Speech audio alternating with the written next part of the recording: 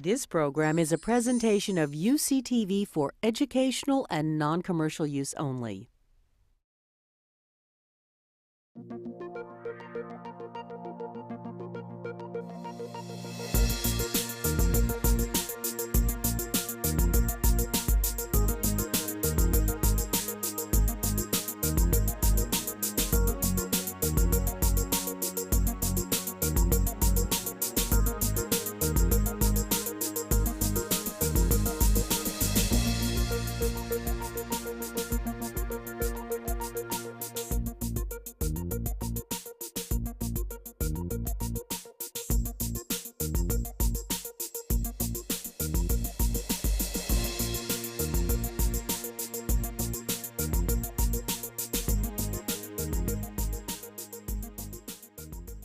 Welcome to Life in Balance, Strategies for Optimal Health from the Science of Integrative Medicine. Why do we talk about a life in balance?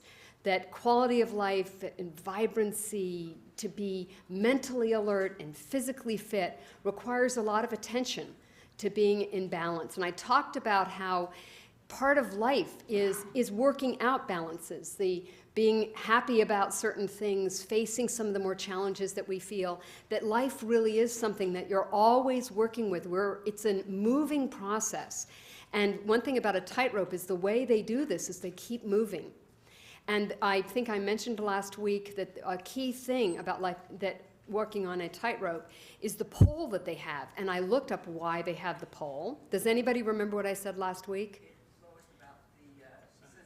Absolutely, it lowers the center of gravity, and as you go through this course, you're going to be adding information. Your pole is getting longer and longer, and your center of gravity will lower, and you'll have a life in balance. How many of you did something this last week in recognition of all the things that Ellen Hughes suggested? Just any tiny thing, like eat a little bit less food, a smaller plate. I see some hands. This is good.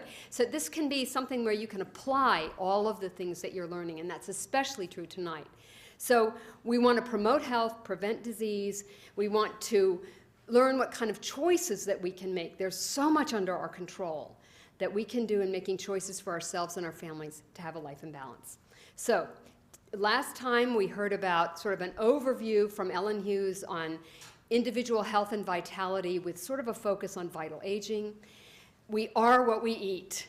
And we are the kinds of things that we take, and sometimes we don't eat a healthy enough diet, so some of us think about supplements, and that's what we're going to hear about tonight. So tonight, we have the wonderful pleasure of hearing from Dr. Stephen Bent.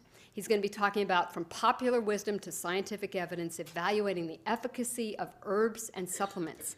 Let me tell you a little bit about Steve Bent. He's an associate professor of medicine, psychiatry, epidemiology, and biostatistics here at UCSF. That means he's very smart. He's a staff physician at the VA Medical Center, and he's on the affiliated faculty for the Osher Center, and that's only because I have not figured out a way to kind of pull him into our center. But we're having him here tonight, and he really is a wonderful friend of the Osher Center because of his area of expertise. His main area of research is on the evaluation of the safety and the efficacy of herbal remedies.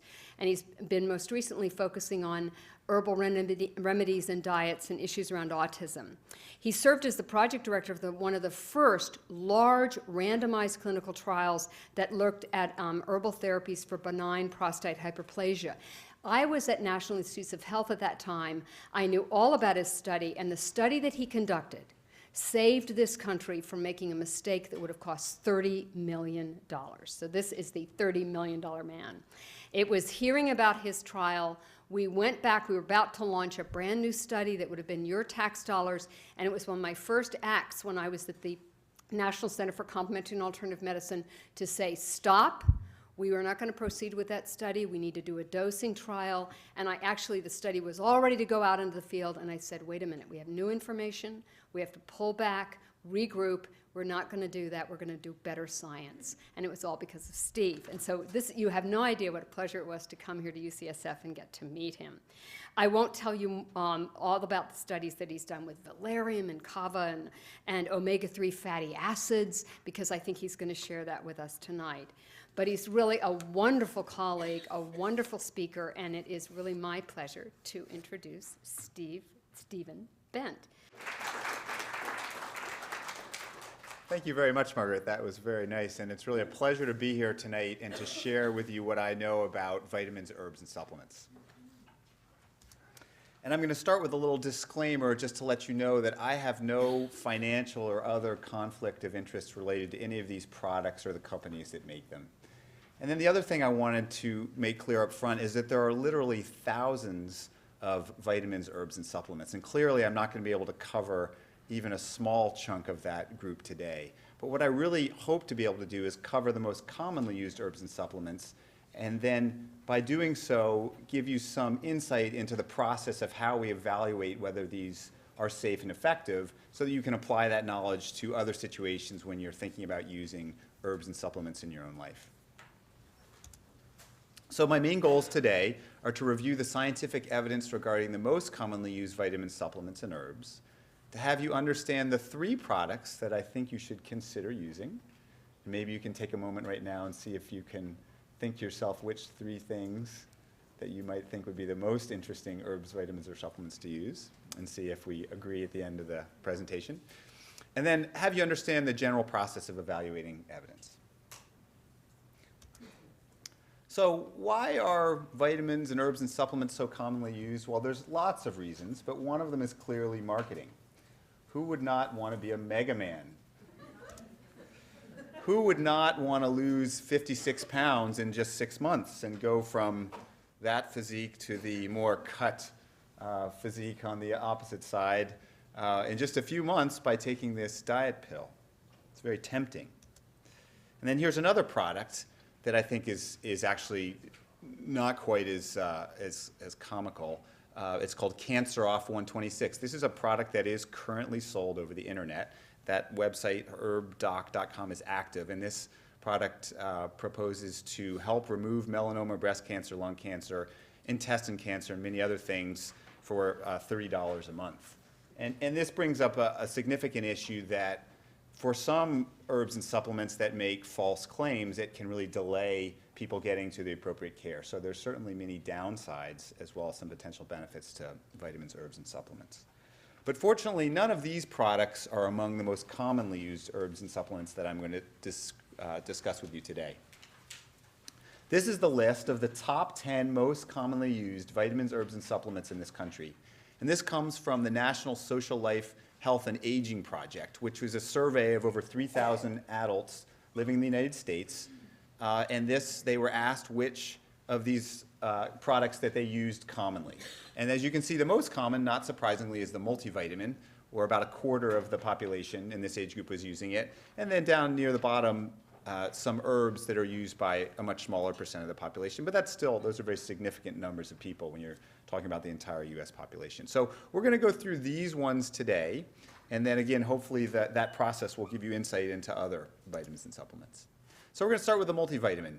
And again, who wouldn't want to take a Centrum and have a partner and a full head of hair and a big smile on your face riding off on a bicycle or something into the future? Marketing is a very powerful tool. But how did this country get started on multivitamins? Well, they were really introduced in the 1940s.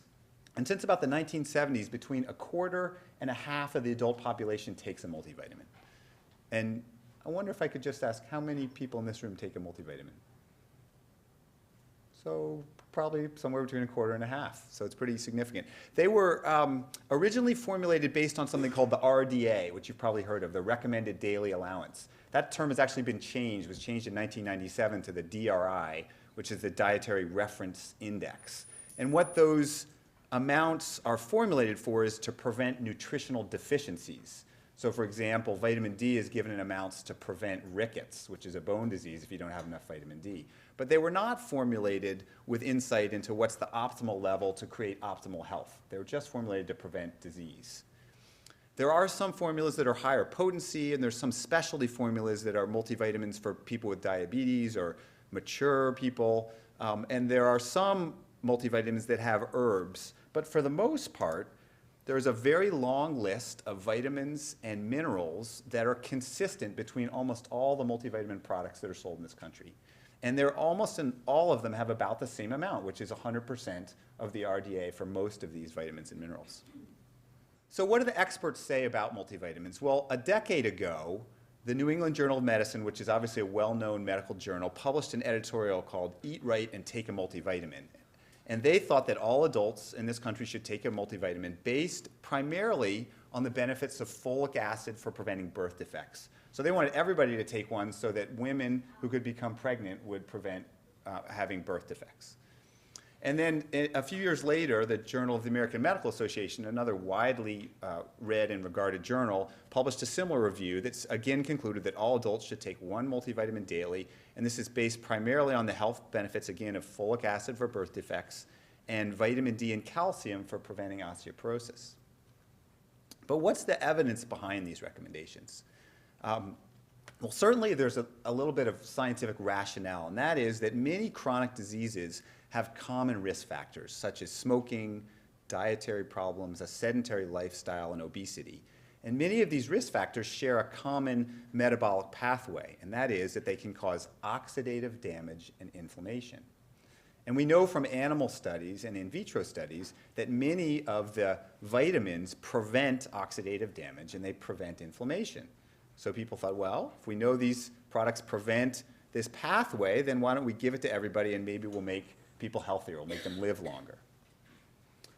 But what's the evidence from clinical trials? Well, amazingly, there have only ever been 2 large randomized controlled trials that have examined the use of a combination of vitamins to prevent cancer or death. It's really kind of shocking that we have this widespread recommendation to take multivitamins, but there's only ever been 2 large studies. And no trials have examined the formulations of multivitamins that are commonly used today. The 2 trials that were done had much smaller numbers of vitamins and supplements in the product. Here are the 2 trials. So the first one was done in China between 1986 and 1991. It's a very large study of about 30,000 patients between ages 40 and 69, about half men and half women. This was a nutritionally deprived population, which means that they had poor access to fruits and vegetables. And there were 7 groups with varying combination of these different components of vitamins. So it was a very complex study. The second one was done in France between 1994 and 2000. This was a somewhat smaller study, but still a very large study with 12,000 patients. About a third of the men, similar age range. And there were 5 vitamins, vitamin C, E, beta-carotene, selenium, and zinc that were in the vitamin product that were given to these patients. And the women in this study had higher baseline levels of beta-carotene and vitamin C, but lower levels of zinc and selenium than the men. So there were some differences in the baseline composition between the men and the women. So this is the location of the study in China, and I just point that out to show you that it was in a very rural area of China where the patients enrolled were quite poor and were nutritionally deprived. And this is the summary figure from that study, from those studies. This is a commonly used figure when looking at the efficacy of interventions. And what's shown on the bottom is what's called the relative risk. And if the relative risk is 1, that means that the risk in the group that got the vitamin and the group that got the placebo was the same. Because the way relative risks are done is you put the risk in one group divided by the risk in the other. So if the risks of developing some outcome are the same, then that's 1. If the risk is lower than 1, that generally means that the patients getting the intervention or the vitamins had a lower risk of whatever outcome we're interested in. So in this case, we're looking at cancer. And this is the French study. So this is the French study in all the men. And this is the risk of cancer in the patients taking the vitamins. And as you can see, their risk was 0.69 or 0.69 or 69% of the risk in the other group. That means that they had a 31% reduction in the risk of cancer. And that's enormous. There's hardly anything that we've ever developed that creates that much of a decrease in risk. Interestingly, in the same study, there was no decrease in risk in cancer in the women. And then in the prostate cancer, which was thought because the men had a decreased risk of cancer, maybe it was all due to prostate cancer. But what you can see here is these bars indicate the statistical confidence in the study. So if the bars overlap this 1 bar here, if these error bars, that means that the results weren't statistically significant. So there was no decrease in the risk of prostate cancer in men. in the Chinese study, this is the Chinese study, for gastric cancer, which is one of the more common cancers in China, there was a borderline decrease in the risk of cancer with a risk decrease being 16%. So there was a 16% decreased risk of gastric cancer in the Chinese study. And then esophageal cancer is another common cancer in China, and there was no difference in risk in that study. So just looking at this figure, what we can conclude is a significantly decreased risk of cancer in men in the French study, and probably a decrease in gastric cancer in China in all patients. So what about death? Well, not surprisingly, the studies had a very similar outcome when we looked at death. And so again, in the French study, the men had a statistically significant, very large decrease in death, a 37% decrease in the risk of death if you were taking multivitamins. Not true for women. And then in the Chinese study, this is a little difficult to interpret visually, but what this means is that there was a statistically significant decrease in cancer in the Chinese study. The box it gives you an idea of the power or the size of the study. But because the bar doesn't overlap one, that means it was statistically significant. And that indicates that it was a 9% decrease in the risk of death. So we have two different studies, two very different countries, one showing a marked decrease in risk of cancer and death in men, but not in women, and the other showing probably a decreased risk of death in all patients, men and women. Yes? These were both prospective studies? These were both prospective randomized controlled trials, the only two that ever been done with multivitamins. And the age range of was it all ages? It was approximately 40 to 60 at enrollment, and then they followed patients for another 5 to 10 years. So the question that I had about this, that I think is the obvious question, is who were these French men? Why were they the ones getting all the benefit? And somewhat people thought, well, maybe there's something different about them. But it turns out that 60% of them were from upper management positions, very well educated, very good access to food. 40% of them had university degrees. They did have lower serum levels of beta-carotene and vitamin C than the women, and perhaps there was something about that and the repletion of those vitamins that perhaps helped those men. But it's a little bit of a puzzling finding. Did you have a question, sir? Yeah, statistically, it's kind of dubious because that stuff is... I think those are very good observations. And there are concerns about the methodology of these studies, which we're going to review in a minute. But what he's pointing out very wisely is that you'll see that this bar is very long, which means that there's less people and less power because we have less confidence in the results. We don't really know if the result is really here or if it's there or if it's there, because we don't have as many patients in that study as we do in this larger Chinese study where the bar is much smaller. So, and again, it's puzzling that it happened only in men and in men that were at a relatively young age for developing cancer. But these are the findings we have. So the question is, how do we interpret this? What do we do about this?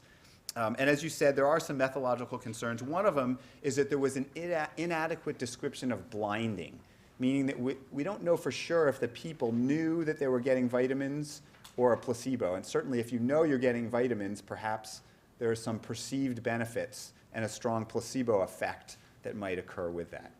And there was no information about the use of other supplements besides the multivitamins that were used in the study. So perhaps people were taking other things that either improved or worsened their health. So the NIH reviewed this topic very recently in 2006. And they said, based on all the available evidence, that it suggests that there's a potential benefit of multivitamins in the primary prevention of cancer in those with poor nutritional status, really based on the Chinese study, and the applicability to the United States is limited. And their conclusion was that the strength of evidence is insufficient to support the presence or absence of a benefit from the routine use of multivitamins by adults in the U.S. for primary prevention of cancer, cardiovascular disease, hypertension, cataracts, or age-related macular degeneration. And no studies to date have examined the efficacy of the most commonly used over-the-counter multivitamins that are available in this country. So, unfortunately, not a very conclusive finding here. So, and I think what this really does is this explains what happens in clinical practice. As a clinician and an internist, I don't routinely give my patients much advice about multivitamins. If they're taking them, take them. And I think this is the practice of many physicians. Physicians don't go out and say, hey, you really need to take your multivitamin. I want you to take your multivitamin, because they don't really know.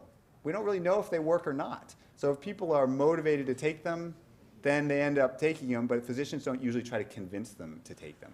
And I would say, based on my own personal opinion reviewing this evidence, you know, if this is all we have, this is all the evidence we have, those are some pretty impressive reductions in mortality in the French men and in China. I mean, 9% reduction in death is still pretty impressive. So I think until we have more evidence available, I think it's probably very reasonable to use a multivitamin, especially for patients who have some risk factors for being nutritionally deprived.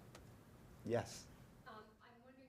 So there were no evidence of negative effects in these studies. The side effects were very minimal that were reported in these studies. But I'm going to go over individual vitamins just now, and there are some interesting concerns about using individual antioxidant vitamins.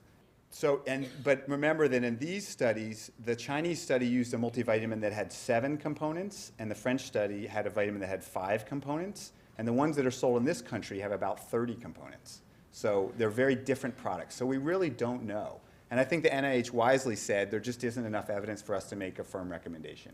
It's really up to individuals and their physicians to decide which is why it's kind of a murky field. We really don't know. All right, so let's look. So before I move on, one other study, the only significant study that's been done in this country was the Women's Health Initiative. And this is a massive study that involves 161,000 participants. But remember, this study is not a randomized controlled trial. In this study, they just asked people, what are you taking?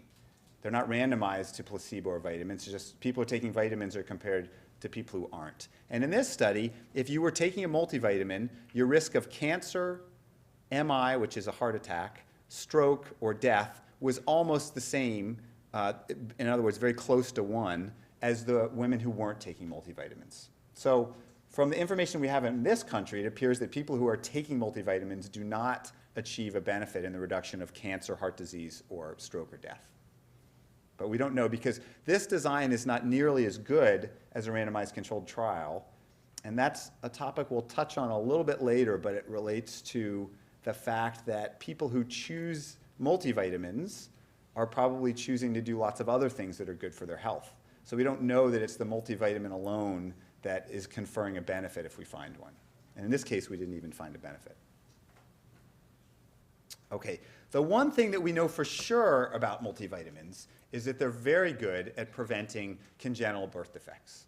So it's very clear that multivitamins containing folic acid reduce the risk of neural tube defects. So this is about a 50% reduction in risk, and a similar reduction in risk of cardiovascular defects, limb defects, cleft palate, and urinary tract abnormalities in children.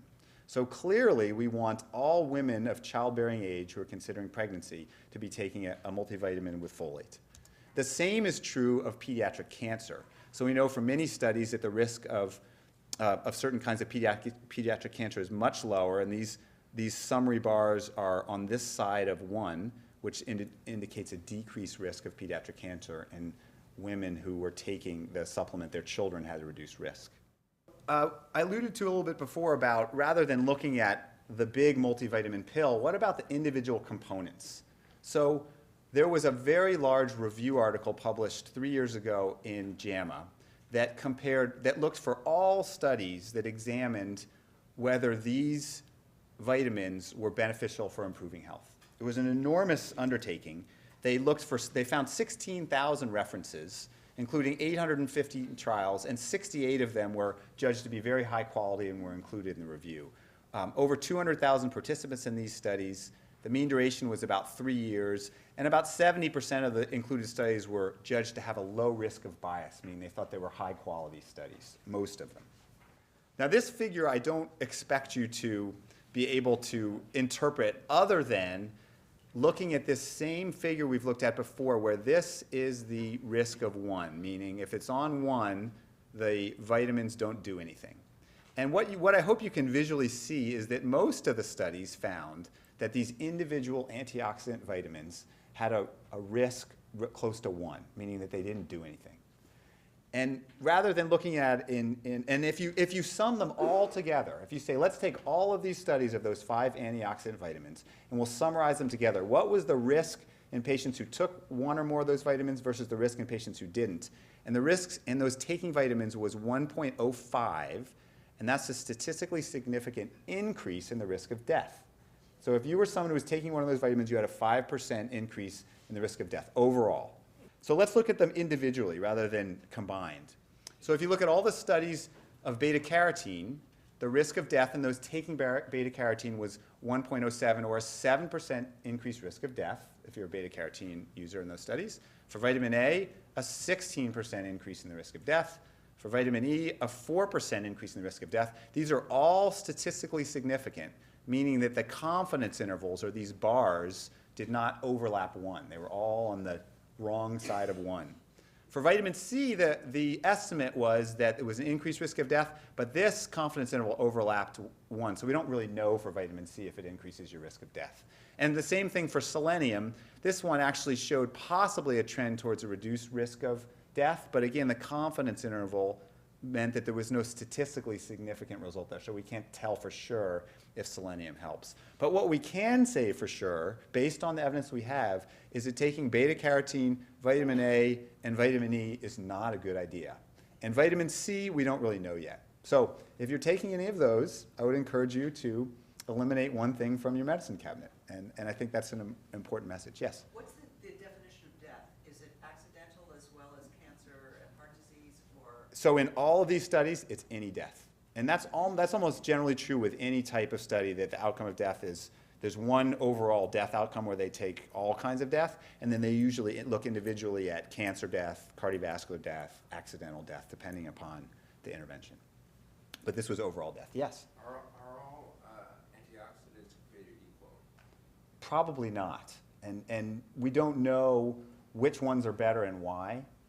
There was this belief that we know that these risk factors cause oxidative damage, and we know that all these things have antioxidant properties. So we thought, well, of course they're going to work, but it turned out when you did them in the study, they didn't work. So we'll explore a little bit more later about why that might be the case. Yes? I'm not that familiar with root cause analysis other than when it's applied to sort of like medical errors or problems like that. But in the study, they certainly looked for side effects and other kinds of side effects, and it wasn't clear why or what type of death was being caused by this, whether it was heart disease or cancer. It was a mixed picture of different reasons people had an increased risk of death. So I wanted to show you some of the more recent evidence that came out since the publication of that big summary review. And these are all very exciting, expensive studies that we were all hoping for a positive result. The first one is called the SELECT trial, the Selenium and Vitamin E Cancer Prevention Trial. This was an enormous study paid for by the NIH, 35,000 people, 427 sites. It's almost impossible to conceive of doing that study. It's just the millions and millions of dollars that went in is just amazing. So it enrolled people over the age of 50, men over the age of 50, and if you were African American, over the age of 55, because over 50 if you're African American, because they're at an increased risk of prostate cancer. So they enrolled them at a younger age because of the increased risk of prostate cancer. You had to have no prior history of prostate cancer. You had to have a low PSA, less than 4, which is the upper limit of normal, and a normal digital rectal exam. No prior history of hypertension or stroke. Let's take a little break for trivia, since we're talking about all these vitamins. What food has the highest amount of vitamin E? Anybody know? Nuts. Good, very good. Anybody know which nut? Almonds. Almonds. How about for selenium? That's much harder. Which one? Brazil nuts. Wow, what an informed audience we have here. So almonds are the highest nutritional source of vitamin E, and Brazil nuts for selenium. Of course, since vitamin E doesn't help us, we don't really want to eat almonds for that reason, although there may be other good things in almonds. So this study that I was talking about, this enormous study, had 4 groups: a selenium and placebo group, a vitamin E plus placebo group, a vitamin E plus selenium group, and a double placebo group. So you were taking 2 pills, and you didn't know if your 2 pills were both the vitamins or both the placebo, or one vitamin, 1 placebo. These patients had 6-month visits where they self-reported cancer, which was then confirmed by a medical record review, and the primary endpoint was prostate cancer incidence. We thought, everyone hoped that these vitamins were going to reduce the risk of prostate cancer. The median follow-up was 5.5 years. So this is the disappointing result of that study. And what's shown here on this figure is the years after randomization, so this is time, and this is the probability of developing prostate cancer. So the risk of the number of people that got prostate cancer increased over time. These are the 4 groups. And the highest line here, the one that had the most prostate cancer of all, was the vitamin E group. The other 3 were overlapping. And actually, there was no statistically significant difference between any of these lines, but there was a hint of this one being slightly increased risk. So let's look at the numbers. And the numbers, these are the groups, vitamin E, selenium, and then both of them together. The risk of prostate cancer was 1.13, so a 13% increase in risk. But as you can see, it overlapped 1, so it wasn't quite statistically significant. But it was very scary and close to statistically significant. So if anything, it likely increases the risk of prostate cancer. The same true for selenium. The point estimate here is on the wrong side of 1, and for both of them together, again, on the wrong side of 1. None of these are statistically significant.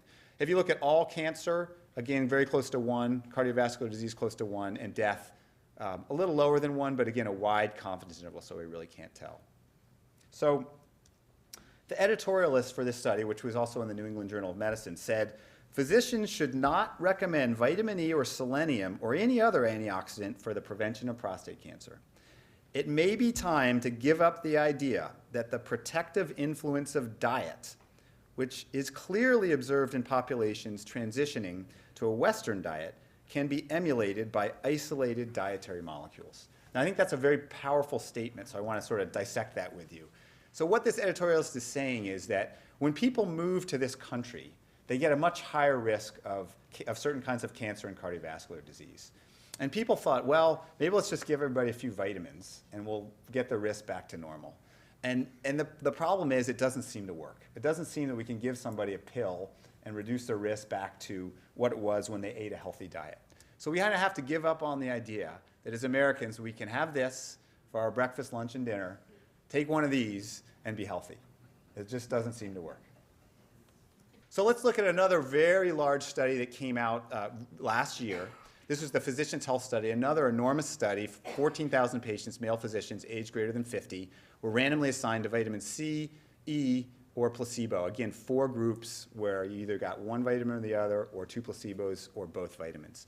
This one was a mean follow-up of 8 years. It was started in 1997. So again, this is an enormous undertaking. Everyone was very eager to get some positive results finally from the vitamins. That's those overlapping lines again that we hate to see. So this is the cumulative incidence of prostate cancer in these men. The lines for vitamin E and placebo vitamin E overlapped, no difference. And the same thing is true of overall cancer, looking at vitamin C and placebo vitamin C, overlapping lines. And these are the numbers for that study. So for prostate cancer, very close to 1, meaning no effect. For vitamin C, also close to 1. For all cancer, slightly increased risk, not statistically significant. And then the one that really is concerning again is the risk of death. Looks like it's pretty close to elevated, although not statistically significant. So what I'd like to recap, just what we've done so far, is multivitamins, certainly for prenatal use for women who are considering pregnancy, and possibly for nutritionally deficient, and we really don't know for everyone else. Vitamin C and E, a clear no. So this X-ray shows a very common problem in this country. It's degenerative joint disease of the knee. What you can see is this is someone's knee. This is the medial compartment or the inside portion of their knee, and there's very little cartilage here. You see this side, there's a nice space between the bones, and that's a cushiony cartilage. And this side, the cartilage is unfortunately all gone. And so this patient is almost certainly experiencing a lot of pain in their knee when they walk. And a potential cure for this was popularized in 1996 in this book called The Arthritis Cure. And interestingly, glucosamine and chondroitin sulfate are naturally found in cartilage. And someone had the somewhat crazy idea that, well, if you don't have enough cartilage in your knee, why don't you just grind it up and eat some, right? Which makes really no sense at all, because the cartilage doesn't get absorbed in your stomach and then travel to your knee. That's just not how it works. So we don't really know how this might work, even if it does work. So there were about 20 randomized controlled trials done over the past 10 to 20 years involving about 2,500 patients. And if you summarize all those together, they appear to show about a 28% reduction in pain scores in people who have degenerative joint disease. But many of these studies, like many of the studies in supplements and herbs, were limited by methodological flaws. So a group in this study, in this country, set out to do a high-quality randomized controlled trial looking at glucosamine and chondroitin sulfate. This was called the GATE study, Glucosamine Chondroitin Arthritis Intervention Trial. It was a randomized, double-blind, placebo and active controlled trial. It lasted 24 weeks in 16 centers. You had to be over age 40. You had to have knee pain for at least 6 months, and for most days in the past month, and you had to have an X-ray evidence, like the X-ray I showed you, of degenerative joint disease. It was a somewhat complicated study design. There were 5 groups. So you either got randomized to glucosamine, chondroitin sulfate, both, Celebrex, which is an anti-inflammatory, which has some adverse cardiovascular effects that weren't known at the time, or placebo. And the primary outcome measure was reduction in this thing called the WOMAC, which is a pain score that people filled out about how much pain they were having. And there were numerous kinds of secondary outcome measures, but the main one was pain. So if you looked at all the patients enrolled, the average age was 58, about 64% female. Most people had had symptoms for about a decade and had been diagnosed with degenerative joint disease about 5 years ago. And that score indicates sort of mild to moderate pain. So this wasn't severe knee pain, but kind of mild to moderate pain. And this is the somewhat complex summary figure. But again, it's using the same principle that we have used over and over again, which is this one line. So if the outcome is along the one line, it means that the intervention did nothing. In this case, if the outcome is on this side, it means the intervention was better. And if the outcome is on this side, it means the intervention was worse, because we're talking about pain scores here. So as you can see, these bars indicate statistical confidence. So for all randomized patients, glucosamine was no better than placebo. And you'll see the same trend here again for chondroitin. The bars overlap this dotted line, so no better than placebo. No better than placebo for the combination. And interestingly, even Celebrex, an anti-inflammatory, was borderline significance for reducing pain, so just barely. So even this drug that's commonly used for knee pain was barely effective in this study. The only group that showed a benefit was a subgroup analysis in patients with more severe pain. So rather than mild to moderate pain, if you looked at the group of patients that had severe pain, and you use the combined supplement, glucosamine and chondroitin sulfate, there was a statistically significant benefit. So unfortunately, there were also some methodological problems with this study. And one of them, I just don't understand how it happened, but they used something called glucosamine hydrochloride, which is a different glucosamine than the one that's commonly used in all of the over-the-counter products. And I just don't know how, in an NIH study with millions and millions of dollars, they made that mistake at the outset. But they had the wrong glucosamine. So people said, you know why? The reason it didn't work is you had the kind of glucosamine that's not very good. And also, patients had relatively mild pain, so if they had enrolled patients with more severe pain, perhaps we would have seen a benefit. But what people have concluded about this study is that combined therapy appears to be beneficial in patients with moderate to severe symptoms, and it might be reasonable to try glucosamine or combined therapy. If you do, you should use glucosamine sulfate, and you should consider this RADA product called Dana, which was the one that was used in most of the prior studies that showed a benefit. Okay, let's move on to the next one on the list, folic acid or folate. So folic acid has a very interesting story. Again, this is something that happened just in the last decade where people were really excited about folic acid. There were a number of epidemiological studies that showed that this substance called homocysteine was associated with a higher risk of heart disease and stroke. So if you measured someone's blood and you found that they had an elevated level of homocysteine, we found out that those people had a higher risk of heart disease and stroke. And we knew from basic science studies that it was very easy to lower homocysteine levels. If you just gave people folic acid and B12, their homocysteine levels came down. So people thought, this is great. All we have to do is give the population folic acid and B12. We're going to lower that homocysteine, and we're going to lower all this risk of heart disease and stroke. And I'll pause again for a trivia break. Does anybody know where you get folic acid from? What?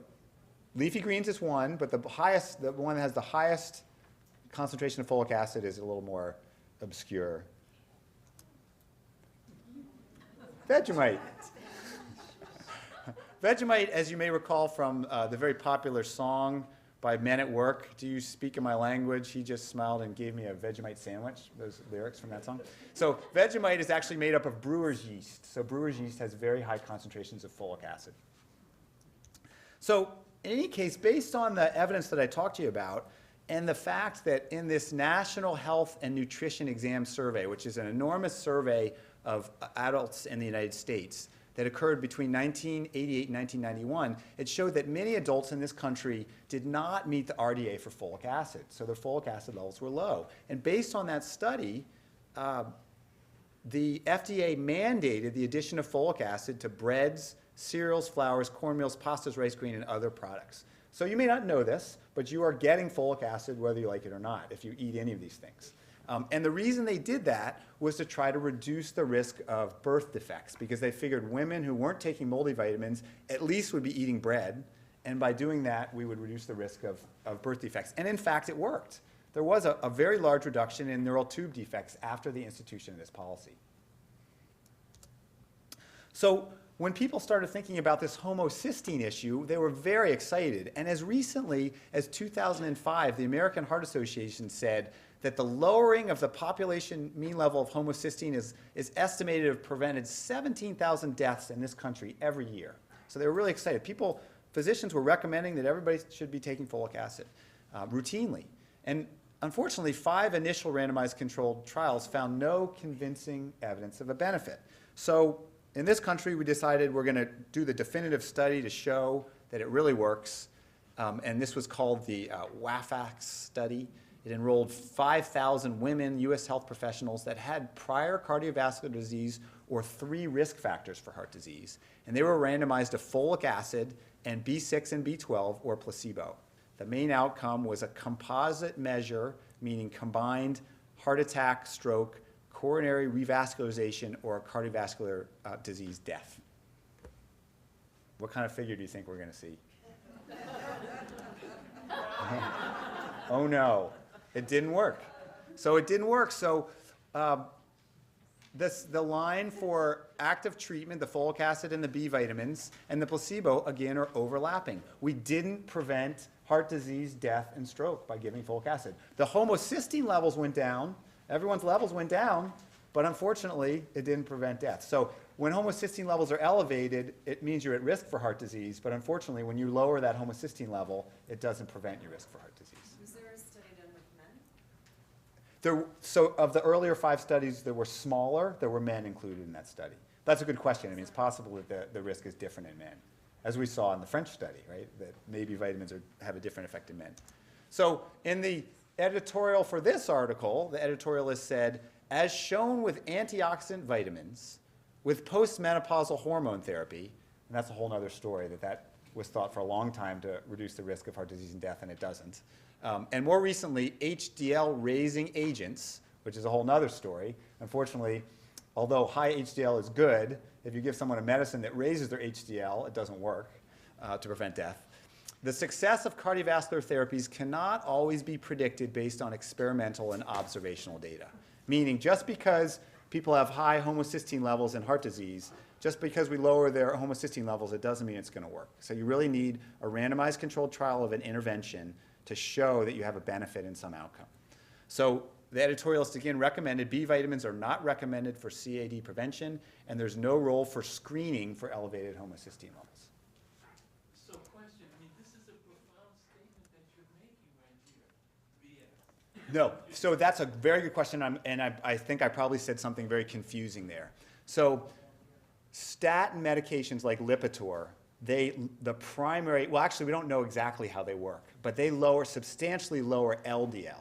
So LDL is the bad cholesterol. HDL is the good one. We want HDL to be high. Right, but it also goes up. So when you take statin drugs, HDLs do go up a little bit, but the main action is that the LDL goes way down.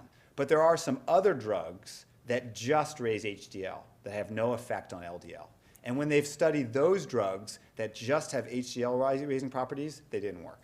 And we thought high HDL is good, so if we raise your HDL, it's going to be better, but it doesn't necessarily work that way. And what this editorialist is saying is, we know the mechanism of action of lots of things. There's a pathway, and if we alter that pathway, we think that we're going to improve the outcome. But what we really need are studies that look at the outcome. Because just because we alter the pathway, we may be doing something good, but we may be doing something else bad. And so we really need to have studies that look at prevention of disease, not change in your cholesterol level or change in your homocysteine level. We need studies with outcomes. Okay, sure. Very good question. Okay, so recapping again, the next two, chondroitin glucosamine, maybe if you have severe degenerative joint disease, it might be worth a try, but folic acid, no for cardiovascular disease. Another trivia question for you. Where does the name omega-3 come from? We use that name a lot. Anybody know? Yes. Does it come from the Omega House? One of my favorite movies, Animal House. This was the Omega House. No, they did not invent that name. Does it come from the fish, where it is in high concentrations? No. It actually comes from the chemical name. So omega-3 fatty acids just describe that these are the omega-3 fatty acid family. And in the third carbon, there's a double bond here. So the omega end is this end. And if you go 1, 2, 3 bonds, that's where the first double bond is in the omega-3 family. In the omega-6 family, you have to go all the way to carbon 6 before you get your first double bond. So very technical, but I just thought it was kind of interesting. And interestingly, omega-3 fatty acids are found in high concentrations in fish and certain nuts, but they're actually not made by fish. Fish get them because fish eat phytoplankton. So phytoplankton is what makes omega-3 fatty acids, and then the fish eat that and incorporates into the fish's body. So there are some companies that are now mining phytoplankton and putting phytoplankton in capsules, thinking that that might help your health. We don't know the answer to that yet, though. The story of omega-3 fatty acids is that modern diets have a markedly increased ratio of omega-6 to omega-3 fatty acids. So omega-6 fatty acids have been introduced in massive amounts into the modern American diet, and it didn't used to be there. It used to be much higher ratio of omega-3 fatty acids. And we know from earlier studies that omega-3 fatty acids has some very interesting evidence that suggests it might help protect you from having heart disease. Omega-3 is found in fish and certain nuts. Omega-6 fatty acids are found in corn oil, safflower, sunflower oil, soybean, and cottonseed oil. And a lot of these things are used in commercial cooking and baking products nowadays. So there's some population studies that have shown that people who take a lot of omega-3 fatty acids in their diet have a much lower risk of cardiovascular disease. One of the first studies in this regard was done on an Eskimo population, and they studied this population, and their dietary intake was very high in fat, but it was all fish fat, and they had almost no cardiovascular disease. They couldn't find that anybody in these various colonies had died from stroke or heart disease. So people thought, wow, maybe it's the omega-3 fatty acids that's reducing the risk of death. And we know from other studies in other settings that people that have high levels of DHA and EPA, which are two of the omega-3 fatty acids, can have as much as a 90% decreased risk of death. Again, these are observational studies, so it might not be that it's just that they're eating fish. It might be that the Eskimos are outside and getting exercise and sunshine or no sunshine or whatever it is that they're getting. So this is one of my favorite studies that's ever been done, and it's called the DART trial. And it's old. It was done in 1989, and it was published in Lancet, which is a European journal. And it stands for the Diet and Reinfarction Trial. So this study took 2,000 men who were less than age 70 who had just had a heart attack. They were on average 41 days after a heart attack. And the study randomized them to diet advice. They didn't give them any pills, just gave them advice. Okay? It's a very simple study. And they were randomized to either get advice about fat, and that was reduce your fat intake to less than 30% of your total calories, or have 2 weekly portions of fish, of fatty fish, or increase your cereal fiber to 18 grams a day. And it was kind of a complicated study. They had 9 groups, so you either got like this advice and that one, or this and that one, or that and that one. So there are 9 different groups of getting various kinds of advice. But they summarized it out into looking at the groups that got fat advice or not, fish advice or not, and fiber advice or not. And if you looked at all the people who got fat advice, meaning reduce your intake of fat, about the same number of people died in the group that got the advice versus the group that didn't. Now look at the fish advice. If you were told to eat fish your risk of death, look at how many more people died who didn't get fish advice. And this was highly statistically significant. Remember, this indicates a 29% reduction in the risk of death, and it was statistically significant. And then for fiber, if you were told to eat more cereal, you actually had an almost increased risk of death in this study, which is interesting. So people were very excited about this. And one thing to know about that is, well, what is that fish advice? I'd kind of like to have that fish advice myself. What they told patients was to eat at least 2 weekly portions, 200 to 400 grams of fatty fish, and those are things like mackerel, herring, kipper, pilchard, sardine, salmon, or trout. 22% of the patients in the study could not take fish, and they were told to take fish oil capsules. So almost a quarter of the patients were taking fish oil supplements. And there was a 4-fold increase in the levels of EPA, one of the omega-3 fatty acids, at 2 years. And the estimated intake was about 600 to 900 milligrams of combined omega-3 fatty acids. So based on this study, in 2002, the American Heart Association recommended that all adults should eat fatty fish at least 2 times per week, and that patients with heart disease should consume a gram of DHA plus EPA. So if you weren't eating enough fish, that you should actually take a supplement with the omega-3 fatty acids. Now, interestingly, there have been a few smaller studies since then that have not had as positive results. And this is the Cochrane collaboration is a group that specializes in reviewing all of the evidence on a particular topic. So they reviewed all of the evidence on omega-3 fatty acids. They found 48 randomized controlled trials, some of them very small. And the relative risk of dying in those studies was 0.87, which means a reduced risk of death, a 13% reduced risk of death, but it wasn't statistically significant. And the same thing for heart disease, a slightly lower than 1 number, but not statistically significant. So they concluded that there's not enough evidence to say that people should stop taking rich sources of omega-3 fats, but further high-quality trials are needed to confirm the previously suggested protective effect of omega-3 fatty acids for those at increased cardiovascular risk. So basically, based on all of the evidence at this point, we really don't know for sure. But I personally think that that DART study was very intriguing. Okay, how about sunshine? So what we get from sunshine is vitamin D. And we get a lot less vitamin D than we used to.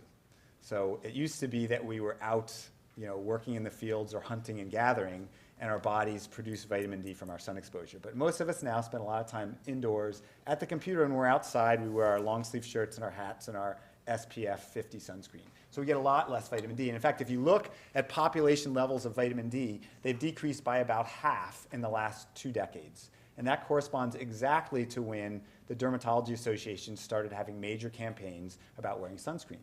So we're all getting less vitamin D than we used to. And interestingly, vitamin D has been known for a long time to be important for bone metabolism.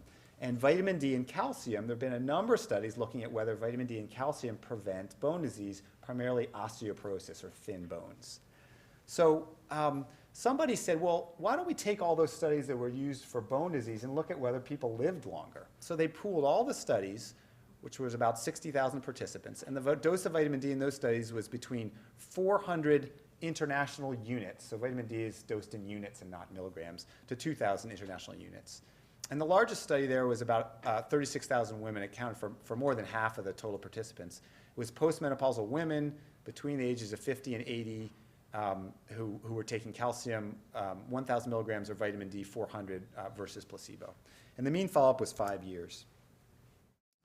Again, this is another one of these summary charts, but what I want to point out is that if you look at the largest studies and the smallest studies, the summary estimates are both on the side of protection. And if you pool them all together, the summary relative risk for people who were given vitamin D as a supplement was 0.93, which indicates a 7% reduction in the risk of death. So again, if you can take a vitamin and reduce your risk of death by 7%, that's a pretty good deal. So this is not considered to be conclusive. And you've probably heard there's a lot of interest in vitamin D right now. People are starting to think, well, vitamin D might prevent heart disease, it might prevent Alzheimer's disease, it might prevent autism. There's a lot of interest. So there's a lot of studies that are getting started and ongoing, but this is all we have so far. So we don't know the answer. There was another small study that was done after this review that was about 1,000 women age greater than 55. They were randomly assigned to placebo and calcium, or calcium and vitamin D. D3 is the vitamin that's commonly used in these studies. There's a D2, which is a slightly different form. This was followed for 4 years, and the primary outcome was non-skin cancer. And this shows you, they looked at the analysis in 2 different ways. They looked at the number of cancers at 4 years. And first they looked at years 1 to 4, and there were more cancers in the placebo group and the calcium group than in the vitamin D group.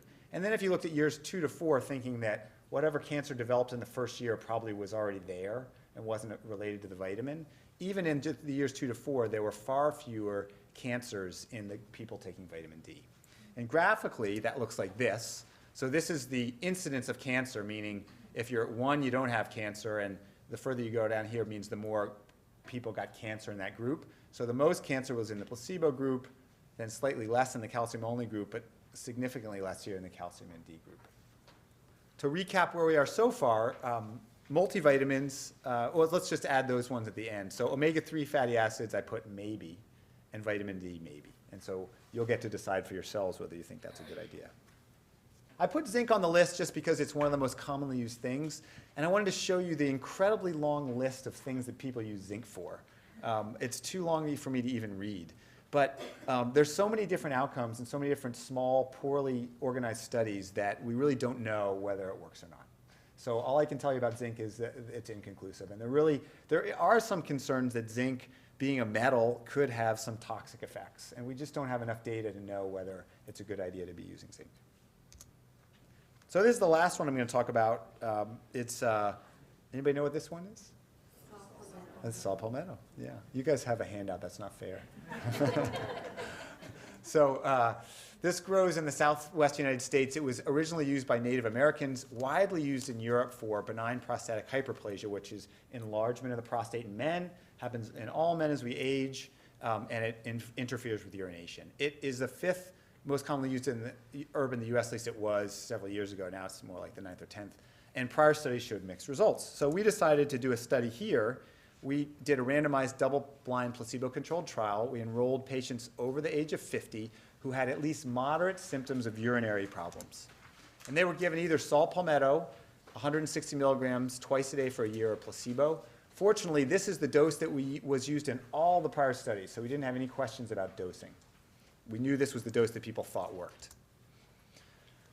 So the patients that we recruited, there were 112 in the saw palmetto group and 113 in the placebo group. And keep in mind that this study is much smaller than the other studies we've been talking about that have many thousands of patients.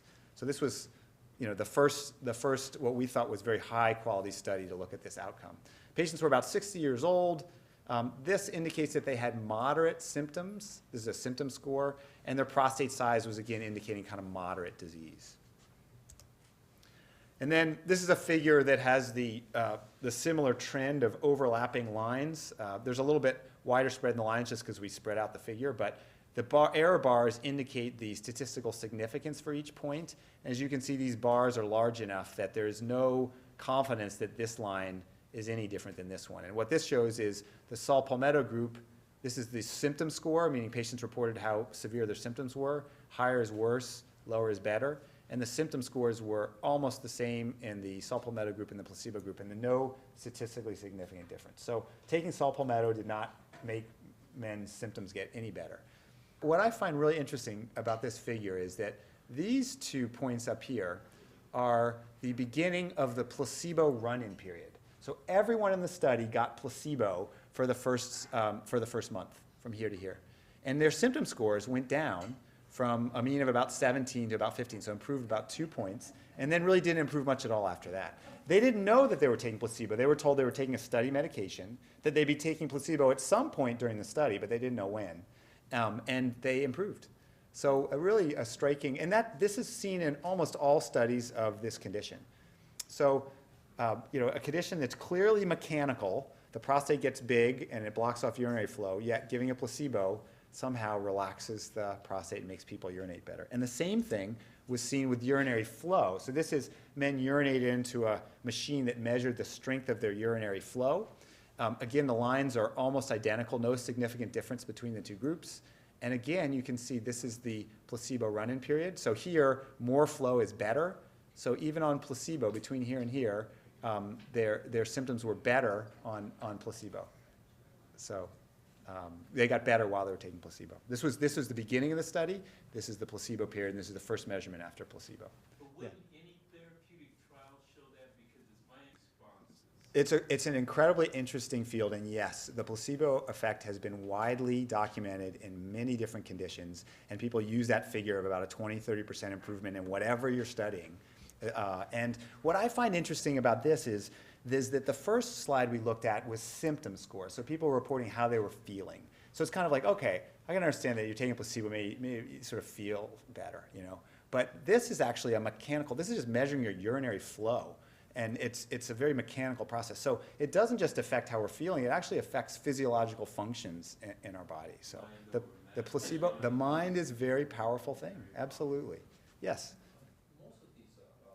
So there are a number of other different herbs that are commonly used. One is pumpkin seed, there's another one called Pygeum africanum. And then there's another one where they've taken out what they think are the active ingredients in saw palmetto, beta-cistosterol, and tried to put that in different compounds. And the answer is that there is not much evidence for any of those other ones. For most of them, there's a few small studies that people are concerned about the methodology that showed some effect. There is a very large study that Margaret was alluding to that was approved after this study that is looking at saw palmetto, Pygeum africanum versus placebo. So our study caused the NIH to say, hey, 160 milligrams a day doesn't seem to work. Let's do a dose ranging study where we give people more saw palmetto and then more of this other compound and see if we can find if there's any beneficial effect. And that study hasn't been finished yet, and I actually don't know. Do you know when it's going to be done? So I think results will be coming out in a few years. Another interesting thing about our study is our study was the only one that's been published so far that looked at blinding. So at the end of the study, we asked people, which group do you think you were in? And 40% of the people, patients thought, of the placebo group, 40% thought they were taking saw palmetto, and 46% of patients in the placebo group believed they were taking the herb. So about half patients in each group thought they were taking the real or the fake. So blinding was effective. They didn't really know what they were taking. Garlic, I'm just going to briefly mention because it's so commonly talked about and used. There is very good evidence that garlic lowers cholesterol by about 6%. But you have to take a lot of garlic. And it's much smaller reduction than you get with taking cholesterol medications. So if you really have a cholesterol problem, taking a lot of garlic probably isn't going to do the trick. But it does help. It actually also lowers blood pressure. So we know that garlic does have effects, but they're relatively modest benefits in both cholesterol and blood pressure lowering. So here's my summary of the top 10 herbs. Multivitamins, yes for prenatal vitamins and possibly for nutritionally deficient. Clearly no for vitamin C and E. Maybe a trial of glucosamine, chondroitin, sulfate is worthwhile. Folic acid, you don't need unless you're thinking of getting pregnant. Omega-3 and vitamin D, I say maybe, and I think those are going to be really interesting ones for us to watch over the next few years. Zinc, I'd say no. I think saw palmetto is no, although there'll be more information coming in the next few years, and garlic has a small benefit. The bottom line, to summarize all this, these are the three things that I asked you to think about in the beginning. So one I would say is multivitamins, clearly for female patients of childbearing age, and maybe for all adults, we just don't know. Omega-3 fatty acids, maybe if you have cardiovascular disease, and maybe just for all adults. And the same thing for vitamin D. Maybe we should all be taking some vitamin D. We won't know the answers. Fortunately, there is a large NIH study, and I hope it won't have overlapping lines the way all the earlier ones did that I showed you tonight, that's looking at vitamin D and omega-3. It's called the VITAL study. It just started recruitment. It's recruiting men over 60 and women over 65 because women are healthier than men, so they live longer, so they have to get women who are older. 20,000 participants is who they hope to enroll. They're going to assign them to 4 groups. You've seen this design before. Vitamin D or placebo, omega-3 or placebo, both or neither. And the target completion is, unfortunately, 2016. So we have to wait about 5 or 6 years before we get those results. So in the meantime, you have to decide if you're going to take vitamin D and omega-3 or not based on the evidence we have. And we don't have definitive answers, If you are going to take either one, I sort of think that the NIH study probably has a pretty good idea of what you should take if you're going to take it. So 2,000 international units of vitamin D would probably be a reasonable dose, and about a gram. So if you combine these two numbers, it ends up being about 1 gram. About a gram of omega-3 fatty acids is probably a reasonable dose to take. Another bottom line point is I think it's really important to reduce clutter and polypharmacy. So when I have patients that are taking these, I tell them clearly to stop. I don't want people taking more pills than they have to be taking. And right now there seems to be insufficient evidence for all of these things. So how do you decide whether you should take other supplements that people advertise and tell you about? And the bottom line is it's very difficult. And scientific studies take sort of 4 general forms. And this is a really complicated discussion that could take several lectures or even a full course. But these are the 4 main types of studies. One is a case study where someone says, I knew a guy who had really bad back pain, and he started doing acupuncture, and it got all better. That's a case series. Same thing could be true with, I knew a patient who had cancer, and they started taking high-dose vitamin D, and their cancer went away. Okay, that is sort of interesting. It's provocative, but it's not high-quality scientific evidence. The only thing that really is high-quality evidence for intervention is the randomized controlled trial. And unfortunately, those are time-consuming and expensive, and we don't have a lot of randomized controlled trial data for most vitamins, herbs, and supplements. There are some herbs and supplements that do have a few small randomized controlled trials showing benefit. So I've heard people in the herbal and supplement industry say, hey, you really ought to take valerian for preventing sleep, because there was this small study of 50 patients and it helped in those 50 people. And it's really, I feel like it's just not enough to have a few small studies. Those are sort of things that get us interested and cause us to do the much bigger study that really gives us definitive evidence. So you'll hear a lot of little studies that give interesting tidbits, but in general, I don't think that's enough to document safety or efficacy, because a lot of these studies have poor methods and are small. I would be wary of claims of dramatic benefits. So when people tell you you're going to lose 50 pounds in 6 months or you're going to wash away your cancer, I would be very wary of that.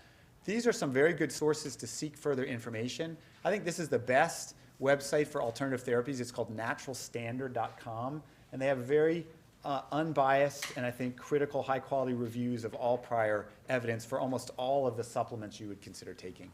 There's another source called Natural Medicine's Comprehensive Database, which is quite good. And this website is a laboratory that takes supplement products and tests them to make sure they have in them what they say they have in them, to make sure they have no contaminants or things like heavy metals or other drugs. So the problem with herbs and supplements is they're not well regulated by the FDA, and people aren't testing these products regularly. So there have been lots of studies showing, for example, if you take Chinese herbal creams that are used for eczema or rashes, and you examine those, many of those products will have things like steroids in them. So people will put drugs. Many of the weight loss products that are available have diuretic drugs. So yeah, you're going to lose weight, but because you're urinating and you're drying yourself out. So unfortunately, there are a lot of risks to taking herbs and supplements now, even if some of them are believed to be effective.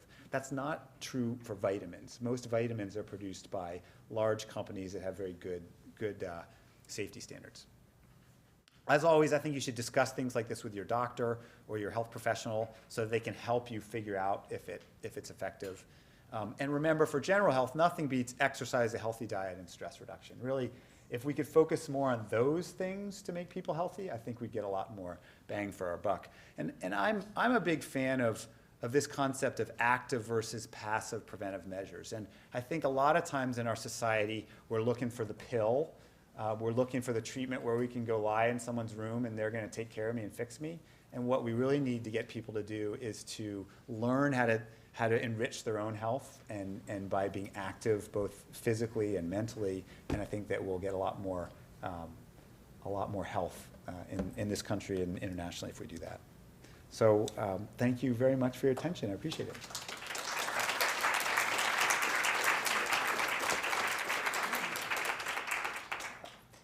So I'd be more than happy to take any questions. Yes. Yeah, so calcium, is often considered more of a medicine, but it wasn't listed, it wasn't in the top 10, and it's commonly used. Calcium is definitely known to prevent osteoporosis. So if you take calcium supplements, you reduce your risk of osteoporosis. There are some concerns about taking very high dose calcium, that calcium is found in plaques in heart disease and atherosclerotic plaques. The same is true for vitamin D. So when we take vitamin D, we raise our serum calcium levels. And people don't know if mega doses of calcium or vitamin D are going to be safe for the cardiovascular disease outcomes. So if you take 500 to 1,000 milligrams of calcium a day, it's known to be safe for cardiovascular disease, and it's known to reduce your risk of bone disease. Yes? Can you comment on CoQ10 and its potential efficacy? So the question was CoQ10. And CoQ10 is another commonly used supplement. It stands for coenzyme Q10. And there have been some very interesting early studies looking at the prevention of sudden death in patients who have arrhythmias or congestive heart failure. And I would describe those as among the most exciting preliminary studies. There's been a few small randomized controlled trials that have shown benefits. And I think that's another one that we should be watching for. I don't yet recommend it because it's all preliminary evidence, very small studies. But if for people with heart disease and congestive heart failure, it's something to consider and discuss with your doctor. Yes? Yeah, that's a great question. So the question is more about vitamin D and both what dose should we be using and then what are the effects of vitamin D. Vitamin D is considered to be a neuroendocrine hormone. It has effects over 200 different pathways people have reported of the effects of vitamin D. So it appears to go directly in and affect the DNA and affect regulatory mechanisms within the DNA. And so people don't really know, because there's so many different mechanisms, we don't know how it works if it does work. But the thing that I think is so interesting about vitamin D is that we make it, right? So you just have to go out in the sun and your body makes vitamin D, and it makes it fast and very high doses. So you just need about 20 minutes of sun exposure, full sun exposure a day, and you can get a very nice dose of vitamin D. So I kind of have a feeling that our bodies have evolved to do things that are important for us. And if we're making all this vitamin D, it's probably good for us. That's my, this is non-scientific, kind of off the record. And then in terms of dosing, there have been a couple of studies so you can either take a little bit of vitamin D every day to keep your levels normal, or you can give someone a massive dose once a year or once every 6 months, and their levels will go really high, and then they'll gradually trend down back to low. And there have been 2 recent studies that looked at giving elderly patients massive doses of vitamin D, and interestingly, in both of those studies, it increased the risk of fracture and falling. We don't know why. So the people who did those small pilot studies said, for future studies, we should probably be giving a little bit of vitamin D every day and not the massive doses. But that's nobody knows for sure. That's just, these are 2 initial studies that came out. Yes, right behind you there. So resveratrol, I don't know as much about that. I'm pretty sure that's the substance that's found in red wine. Yes. Yeah. There's lots of studies showing that red wine, a little bit of red wine reduces the risk of heart disease. And so people are trying to isolate the active components out of that and use that as a treatment. But I don't know the studies well enough on that to comment on whether that's effective. But I think it's interesting. It's interesting. Sure. Go ahead. Vitamin D, is it more now? In other words, are medical schools teaching more nutrition? Yeah. Gosh, I don't know that. I went to medical school from 1989 to 93, so a long time ago, and I got almost no nutritional teaching. Yeah, about 1 or 2 hours. I hope they've evolved, but nutrition is a big topic, and We have to depend upon our doctor. I know. Consult your physician. Yeah. Well, that's true. I hesitated to put that on there because you can consult a lot of different physicians and get a lot of different answers about this topic and diet topics too. I can say something about that. Okay, I'll let Mark Go talk ahead, about but that. there was other questions. Other We'll get back questions? to that.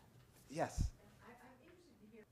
So I became very interested in autism because I've always been interested in complementary alternative medicines and primarily herbs and supplements. And I started working with some people who were involved in autism, and the prevalence of use there is incredibly high. So if you look at all families of children with autism, more than 90% of them have tried some herb or supplement. And I think you find that in almost any condition where there aren't very good treatments, right? So, autism is a very difficult disease, and there aren't any cure-alls. The treatments are slow and hard, and they're mild to moderately effective. So people are looking for the answer. Can I try something else? Can I try this herb? Can I try something that will reduce my lead levels? Can I try chelation therapy? And so I thought this is a really important condition to study this and first document the prevalence of it and then find out which ones are the most promising. And so the ones that I've been focusing on are omega-3 fatty acids and vitamin D. And we did an initial study of omega-3 fatty acids, a small pilot study that showed that it reduced hyperactivity in these children. And there's some ADHD studies that also show that omega-3 fatty acids may reduce hyperactivity. There was a great study in patients who were considered to be pre-schizophrenic, and there are people who sort of showed some early schizophrenic traits, and they randomized them to omega-3 or placebo, and there was a markedly reduced incidence of converting to schizophrenia in people who are taking omega-3. Really interesting, very preliminary, but interesting. So maybe there are some neurological benefits and effects from it too. Maybe a couple more questions, then I have a quick comment. Sure. You've been waiting to ask a question there. And there's one back Yeah. That's a really interesting question. So what about, we talk about randomized controlled trials. What about your personal experience, your clinical trial of one? When I take it, I feel better, and it works for me. And I personally think, I've sort of come around on that one lately, but I think that's pretty powerful. We don't need a clinical trial to tell us that parachutes work, right? There's never been a study, but they're pretty darn effective, right? If you don't use a parachute, you die, and if you use them, you usually make it down. So, I think that there's some things that so clearly work that you really notice the difference that it really doesn't matter if it's the placebo effect. If I feel better, then great. I used to say when I did that Saul Palmetto study and it proved that it didn't work, that I really ruined a perfectly good placebo. There were plenty of men that were getting a great benefit, and now they're, oh, great, it doesn't work, so I'm going to stop taking it. So I think that with any therapy, you have to evaluate the risks and the benefits. And so for something that's potentially very risky, like chelation therapy for autism, I would definitely not do that until there's scientific evidence of benefit. But for something that's likely to have minimal effects, problems like rubbing a little vitamin E on your wound because you think it might help the healing, well, if that seems to work for you, then great. And for things that are known to be minimally risky, I think if you try it and it works well for you, then that's great. My patients who are on Saul Palmetto who tell me it works for them, I say, go for it, that's great. Okay, there was a person back here who's been so patient. Yeah, so the question is, do any of these herbs and supplements interact with regular prescription medications? And that's an enormous question. It's an enormous field, and we don't have a lot of good information about that. So the answer is probably. We certainly know of some herbs and supplements that have very bad reactions. So St. John's wort, which probably actually works for depression, interacts with just about everything. And for example, it interacts with oral contraceptive pills. So in young women who are having depression who take St. John's wort, they may not realize it, and then they may become pregnant because the oral contraceptives are no longer working. It interacts with chemotherapy. It interacts with medications for HIV. So although it's potentially a good medication for depression, a mild beneficial effect, it has all these interactions. So it's probably too big a question to answer in one, but the bottom line is we don't know for most things, so that is a potential risk. Whenever you take something, it could interact with all the other medications you're on. Good question. But I think we have a couple other questions. Maybe you could ask them after. I wanted to mention something or ask you about something and just sort of highlight something that if you belong, how many of you belong to Costco or sometimes go to some of the big box stores? I've noticed, and I don't know if you've noticed, you talked about omega-3, and sometimes they'll have a sale of omega-6. And what did you say omega-6 was? So omega-6 is another one of this family of fatty acids, and it's commonly found in a lot of the cooking products we use now, like corn oil and safflower oil. So it's thought to be not good for you to have a lot of omega-6. So I'm just going to suggest that when you go to Costco and they're selling nature-made big jars and it says omega-6, you have to really listen, go look back at your notes because it's omega-3. And you'll also see at CVS and Costco and that they have omega-6 and 3. And it's lower cost because you could also just go to your kitchen and drink some cottonseed oil or some, Yes, some that's soybean oil, which we Yes. don't cook with. And so you've got to be really careful about that. I just wanted to highlight that because I think part of what we can take home from these classes is, you know, sometimes if it looks too good to be true, it probably is too good to be true. It's not the omega-3s. I was also going to mention that the urologists that were working on the saw palmetto study and saw Steve's results about that dose of the 160 milligrams, most of these were scientists throughout the country. Many of them were also taking saw palmetto. And so when, during the coffee, I went up and I said, well, tell me what you're doing. They said, well, we take it about every day, and then we forget, and then we notice we're getting up at night, and then we take more. And I said, well, if you're taking more than the 160, why were you dosing the study? And so we then did some looking at NIH of how they choose to dose some of these studies, or dose in the bottles. And I talked to the companies that make these. And it's riskier for them to use a higher dose. And so they will sometimes in some of these supplements use a very modest dose, thinking that people might take more, but it protects them against liabilities. So it made dosing become incredibly important to us. And it adds to the complications that we, as Steve's saying, that the best studies are the RCTs, the randomized controlled trials, but before you do that, and it was really Steve's work that taught us that before we would launch that big study, we would do a dosing study, and the fact that the saw palmetto study went on to look at saw palmetto and pygeum suggests that they found, and it was, I think, the higher dose that they're using in the study. So it's complicated. But you do want to look at the labels, I think, and remember what Steve said. So you said something about D, too. Remember you said D2, D3. Oh, yeah. What D? Because if you go to Costco, You can get either again, one, yeah. it might just say D. Yeah, D2 gets converted to D3 by a certain pathway, but D3 is the one that's been used in the studies that found a benefit. So that's the one that I would recommend if you're going to try taking vitamin D. So many things just say D. Yes. Right, so yeah. That's, Right. I guess that's why I wanted to share this, a little consumer wisdom, because I was at Costco when I looked at this and I said, my word, and then it was actually just said omega fatty. It didn't even, it was, you had to look closely and it was omega-6. And I almost went up to them and said, why are you, and it was in a big jar. I don't know the different components and the pathways for D very well. All I know is that the D3 is what was used in the earlier studies. Yeah. The other thing I want to say is I don't mean to come across as being anti-herb. I think clearly there are lots of herbs that have medicinal effects. Some people have estimated that 1/3 of the drugs that we use originally came from plants. So there probably are lots of things out there that do things, and some of them are beneficial. We just haven't evolved the science yet to know which ones are beneficial and to create products that are reliably effective and safe. I want to thank Steve so much for all this good wisdom. Thank you very much. And what I'll do is I will also bring some websites on a sheet of paper next week that you can go to that have fact sheets. There's an Office of Dietary Supplements, and they update them. And the Osher Center also, where one of the things we're planning on doing is to try to help people get access, be a place where you can come to get to those websites where you can get the latest on some of these findings, because the studies do come out, and he's already hinted at one that would be very good. I'll mention too that the National Institutes of Health is really looking at the omega-3s for also for just mood states, positive affect, because of some of the early studies that suggested evidence for mental health.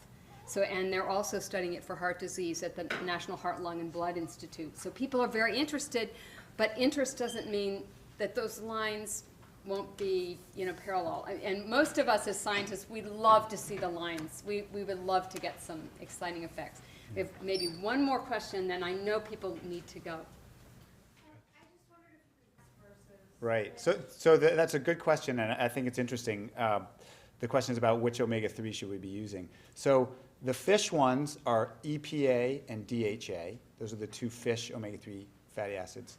There is a concern that if you're using a lot of fish, you may be getting a lot of mercury. And so it's important to pick a product that's been tested to not have mercury. And you can go to consumerlab.com to get that information. And there are a number of very good products. The other one is ALA, and the ALA comes from nuts and flaxseed. And there is not as much evidence about ALA. So people think omega-3 fatty acids is kind of the same stuff, so ALA is probably like the fish oils, but we don't know as much about that yet. So there's a lot of products a lot of people convince you to take flaxseed and nuts that contain high levels of ALA, and maybe it's beneficial, but we don't know as convincingly as we do about fish. And as I said, we don't even really know that for the fish oils. Thank you all. Come next week. Thanks if very you're not much. stressed. Thank you.